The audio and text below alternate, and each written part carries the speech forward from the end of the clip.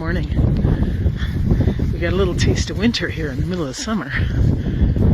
There's a story in Scripture where people are sitting across from the temple and they're watching everyone put their donations into the temple offering box.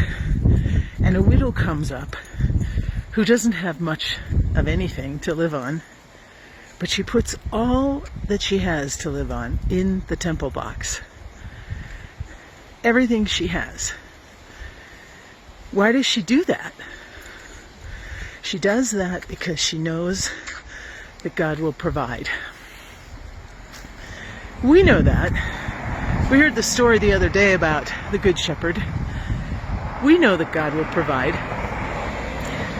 But why is it that what we know in our head doesn't always travel to our heart? It's a lot of head knowledge. And the head knowledge doesn't provide us the security to allow us to put everything that we own, all of our metaphorical money, onto God. All of our trust into God. Our head knowledge doesn't cut it. Our knowledge of God has to be one of the heart in order for us to make those huge leaps. When I left religious life, it was probably the biggest struggle of my entire existence to that point. And after I left, a lot of people said, you know, that probably wasn't the smartest thing. That was probably a wrong decision that you made. And because of the relationship that I'd been trying to build and that God had been trying to foster in me, at that point I knew it was the right decision. Because at that point, I knew God by heart. I didn't have to worry about doing God's will or fearing had I made the wrong decision, because in my heart I knew that God was there and would provide, like the widow did. We have to keep doing this our entire life, trusting in God and learning to love God by heart, not by head.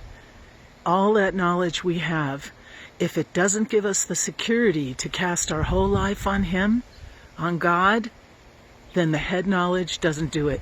And God will never be enough. Imagine that. God will never be enough for us.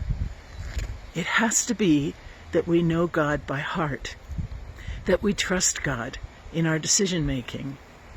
And in any relationship, we know that that grows, right? You don't arrive at trusting God and there you sit for the rest of your life. It's the ebb and flow of our trust and of our fear and our worry, and then back again to believing that, yes, God will take care. And we ask God's help to do this. It's not a gamble. When we leap in faith, it's not a gamble, because we know that the God holding up the other end of this relationship will never fail us.